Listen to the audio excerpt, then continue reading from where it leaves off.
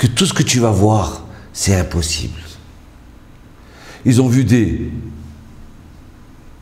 une grappe de raisin, ils ont porté. La Torah nous dit, ils ont fait le calcul aux sages, c'est comme 10 tonnes, une grappe de raisin qui coûte 10 tonnes, mais c'est quoi ça?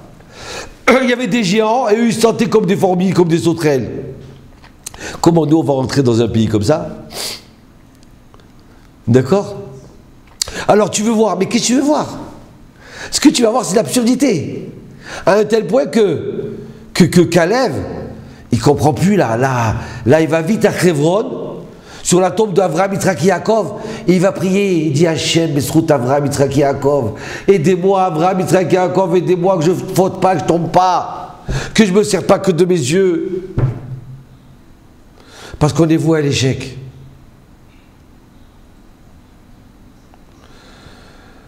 Aïe, aïe, aïe, aïe, aïe. Alors ils promènent. Alors voilà les 12 explorateurs, ils vont visiter pour décider s'ils rentrent en Israël. Mais Hachem, il t'a dit, je te la donne. Maintenant que tu veux voir, ben tu l'auras plus. Je te l'ai préparé sur un plateau. Facile. Maintenant, pour faire ton alia, eh ben, il n'existe pas une personne qui peut monter en Israël sans avoir une difficulté. Eret Israël nikned be'isurin. La terre d'Israël est achetée avec difficulté, avec souffrance, avec sueur. Regardez tous les immigrants qui sont montés.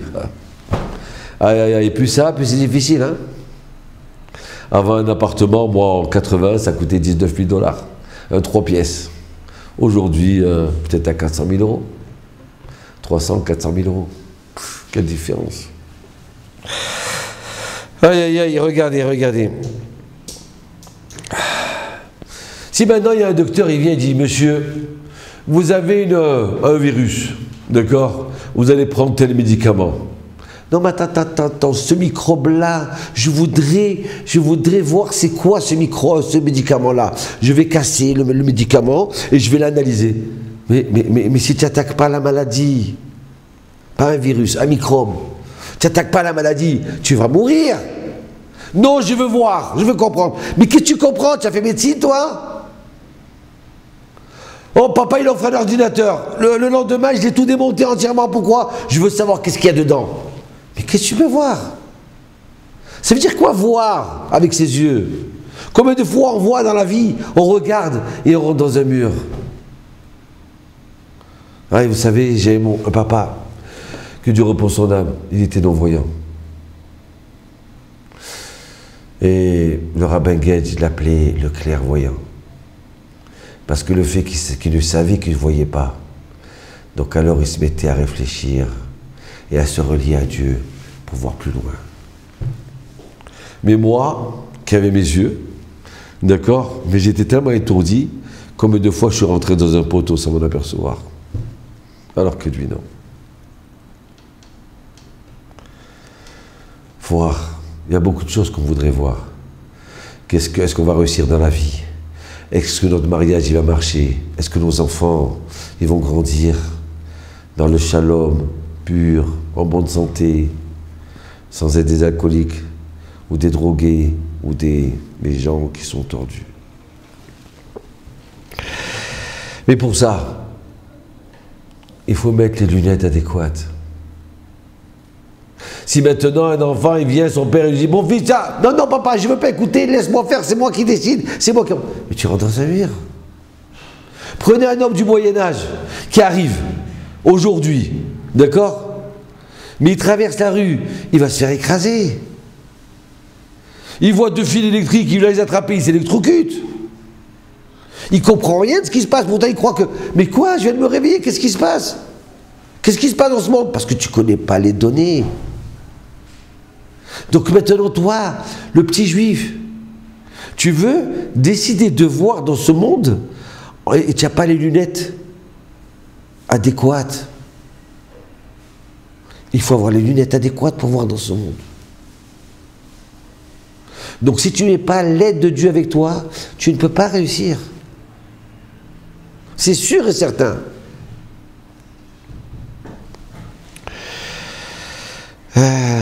Mais donnez à un homme du Moyen-Âge ou à un enfant, vous donnez un pistolet. De toute Tout de suite, il va dire, attends, je sais, je m'en sers, mais qu'est-ce que tu t'en sers? Tu sais pas ce que c'est, il y a une bombe dedans, une grenade, c'est trop dangereux. Ah, les Bnei Israël, ils rentrent, alors les 12 explorateurs, ils rentrent, et ils voient un enterrement. Tiens, il y a un enterrement, il y a plein de gens qui vont à l'enterrement. Le lendemain, encore un enterrement, et 2 enterrements, et 10 enterrements, et 50 enterrements. C'est pas possible, mais c'est un pays qui mange ses habitants. Il n'y a que des enterrements ici, c'est ça, il n'y a pas de fête, il n'y a pas de mariage. Aïe, Abrel. Aïe, aïe, aïe, je ne cherche pas à critiquer nos explorateurs parce qu'ils avaient un niveau peut-être beaucoup plus grand, sûrement plus grand que moi. Mais juste pour comprendre pour moi, pour ma vie. Qu'est-ce qu'ils ont dit? Il y a que des enterrements. Hachem, qu'est-ce qu'il a dit? Il a dit, comme il y a 12 explorateurs qui rentrent, 12, est-ce qu'on va explorer 12 explorateurs? C'est ça, des espions, vous voyez 12 explorateurs qui rentrent en même temps, mais directement, ils se font attraper. Tout le monde les voit. Yoshua, quand il a envoyé 40 ans après, il a envoyé 2 explorateurs en cachette. Mais 12, comment on peut se cacher? Donc, qu'est-ce qu'il a fait, Hachem? Il a dit, c'est quoi? Je vais occuper la tête des habitants d'Israël. Je vais leur faire tuer chaque jour plusieurs personnes. Comme ça, ils sont tous en train de pleurer et tous en train d'aller à l'enterrement, d'accord? Et eux, en même temps, ils peuvent visiter le pays tranquillement. Donc c'est un chesed qu'Hachem leur a fait. C'est une bonté pour leur bien. Eux, qu'est-ce qu'ils ont dit? Ce pays-là, il n'y a que des géants. On ne pourra jamais gagner. Et puis il y a des morts tous les jours. C'est trop dangereux. Dans le désert, on n'est pas mort. Donc je veux garder la vie, moi. Pourquoi c'est toi qui es mort? C'est eux qui sont morts. Donc qu'est-ce que tu veux essayer de comprendre dans ce monde quand il n'y a pas les yeux adéquats? Il faut avoir les yeux adéquats. Je vous dis en vérité, on a un 3e œil.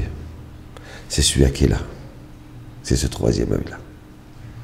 Le 3e œil, c'est cet œil-là qui se met relié avec Hachem. Mais pour comprendre déjà le 3e œil, il faut mettre les lunettes adéquates de la Torah. Parce que sans Torah, tu n'auras rien. Et deuxièmement, il faut apprendre à fermer les yeux. Je ne veux pas voir. Je veux me servir de mon 3e œil. Ou alors, mettre les tzitzit. Tzitzit qui veut dire observer, regarder, donner un clin d'œil. D'accord? Les tzitzit. Voyez. Voilà les vraies lunettes du juif. Les vraies lunettes du juif, c'est quand un homme, il veut regarder, se servir de ce que Dieu lui a donné. Mais d'une façon, de ce monde-là qui est merveilleux, d'une façon adéquate. D'accord? Quand j'étais petit, j'ai vu un marteau à la maison, j'étais tout content. D'accord? Mais je ne savais pas le danger du marteau. Et à un moment, je l'ai pris dans les mains, il m'est tombé des mains et il m'a escapé les doigts. Donc c'est vrai que le marteau, il est fait pour planter des clous, pour accrocher, pour construire. Mais quand tu ne sais pas t'en servir, tu as mal. Alors tu vois ces gens-là aujourd'hui qui grognent, en ce monde, j'en ai marre, parce qu'ils n'ont pas les bonnes lunettes. Il faut mettre les tzitzit. Et quand je mets les tzitzit, pour penser qu'Hachem il va m'aider à voir dans ce monde-là. Comprenez? Regardez. Donc, on va faire. Et puis, il y a une autre chose aussi. Et par là, je termine. Hein? On a parlé du 3e œil. Baruch ata Adonai.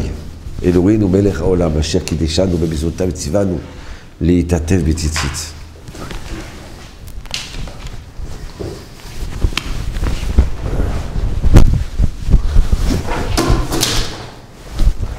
Regardez, ça c'est les tzitzit. Les tzitzit, le talit il est blanc. Ok? Les tzitzit sont blancs. C'est pour rejeter la lumière, la mauvaise lumière. Il y a la bonne lumière et il y a la mauvaise lumière. Et les tefilines, ils sont droits. C'est pourquoi? C'est qu'une fois que j'ai rejeté la mauvaise lumière, sourmera, relève-toi, enlève-toi du mal. Vers cet homme et fais le bien. Avant tout, il faut déjà s'enlever du mal. Et après mettre le bien. Et puis après, d'accord? Alors, sourmera, enlève-toi du mal, c'est le tzitzit. Qu'ils enlèvent les mauvaises lumières, les mauvaises vues. Et le tefilin, c'est pour absorber la vraie lumière, pour me mettre en contact avec Hachem. Quand je me mets en contact avec Hachem, regardez, je vais faire en vitesse, ça fait de finir à Benoutam.